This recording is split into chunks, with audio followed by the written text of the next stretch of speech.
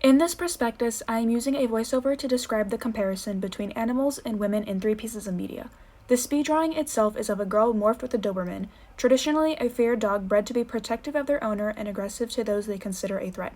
This duality shows both the unequivocal, unconditional love they give, as well as the hostility they can show if need be, similar to the fictional women I am about to talk about. With this prospectus, I am using the novel Tender as the Flesh, Dracula, and the song Man-Eater by Nelly Furtado to compare the portrayal of women to animals in media and analyze their role along the spectrum of domesticated pet to conniving predator. Through many of these types of media, this common theme of portraying women as animals exemplifies the dominant role men have in society, and how, regardless of how brutal or docile the women are portrayed, the men are the ones with the most power and agency. In the pieces of media I will be discussing, the creators describe the women and their tendencies as subhuman. A further subsection of this denotes women to animalistic behaviors, whether it be to seduce and trap men, as it is with Lucy and Dracula, as well as the girl in Man-Eater, or to be docile creatures likened to a household pet, who don't have any agency except for the ones her master has given her, as is the case with Jasmine in Tender is the Flesh. On the one end of this spectrum, women are likened to obedient pets, creatures who are subservient to their masters and do not rebel against them. An instance of this is Jasmine's role in Tender is the Flesh. The synopsis of this novel is that in the future there is a disease which makes all animal meat deadly to humans, so in order to satisfy people's craving for meat, the government has allotted the use of a subset of people to create special meat. These people are treated exactly as cows, pigs, and chickens would be prepared in our world today, under the guise of special meat, to strip them of their humanity and condemn them to the short-lived life of an animal in a cage. In the novel, instead of being treated like an animal, as expected, Jasmine is cared for by her owner, Marcos. While he cares for her, she is in no way treated like his equal. Instead, Jasmine is cared for on the basis of what she can provide to him. She gives him comfort in his desolate home, often reminding him of his childhood dog with how she always greets him at the door when he comes home from work, and displaying affection for him by cuddling. This relationship crosses a line to where we as the reader believe he genuinely loves and cares for her as an equal when she becomes pregnant with his child. Unfortunately, she is never seen as the mother of his child, but rather an incubator, and once her job is complete, she is eliminated because she no longer serves his purpose. How easily Jasmine is able to be disposed of is a shock in the story, since we are led to believe that Marcos recognizes the horrors of cannibalism and cares for her in a genuine manner. This, however, proves to be untrue, and in his eyes, Jasmine is not human, just a creature he uses as a subhuman surrogate for his own personal gain. This relationship between Jasmine and Marcos reflects the typical role of the American housewife to her husband, subservient to him with no real agency of her own, and often seen as nothing more than a trophy wife and a baby maker. This being the ideal relationship circles back to man's idea of an ideal woman, being both submissive and docile, much like a well-behaved house pet. On the other end of the scale, women are seen as evil predators, preying on men's weakness for their own personal gain, and often seen as evil or materialistic. Such is the case with Lucy in Dracula. When she was alive, she was adored and had multiple suitors, often complaining about how she wouldn't be able to choose one to wed.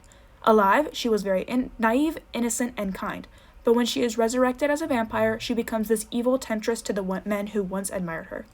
In their eyes, the innocent Lucy they once admired and loved is no longer there, but instead is a devilish shadow of her former self. They demonized her and preyed on her animalistic instincts to survive in order to villainize her and ultimately kill her. Similarly, in Nelly Furtado's song Man-Eater, the main character is described as a power-hungry seductress who financially and emotionally ruins the lives of all men she becomes close to for her own personal gain. This woman is a nameless except for the nickname Man-Eater, which on its own seems very hostile and predatorial. The chorus of the song talks about how she makes her lover work hard, spend hard, buy cars, and cut cards. This implies that her goals with dating the man are shallow ones, but her irresistibility entrances him and makes him act in ways that are unsustainable just so he can possess her. And if he is unable to support this lifestyle, she will move on to another man who can provide in this excessive way, leaving the original lover broke, loveless, and desperate. This imagery is similar to a vampire sucking out all the blood of their victims, literally draining them of all they have, the essence of their life. In the song, this man-eater acts like a vampire draining her victims of their bank accounts. She ruthlessly steals all the beloved has, and once he can serve her no more, she moves on without a second thought. It's interesting how in these cases, women are vilified for being selfish and using alternative methods to achieve what they want. In Tender is the Flesh, one could argue that Marcos plays a similar role as the man-eater, cherishing and using Jasmine for his own personal gain, then getting rid of her the second she ceases to be useful. Through intentions alone, we can draw this parallel between these characters. However, with Marcos, he seemingly gets let off unscathed. Lucy is killed. The man-eater in Furtado's song has a cutthroat reputation that advises against seeking any sincere or personal relations with her. Marcos, however, achieves everything he desires with no real consequences. So why are these female characters vilified for their animalistic behaviors, when a man doing the same gets to live life guilt-free? We could even argue that Marcos commits an even more brutal act than either Lucy or the man-eater. Lucy kills children to feed on in order to sustain her new body after her past self was killed by the very thing that transformed her. The woman in Furtado's song appears to almost hypnotize the men into giving her everything they have and everything she wants, but in reality, no one can really force another person to give them everything they hold dear.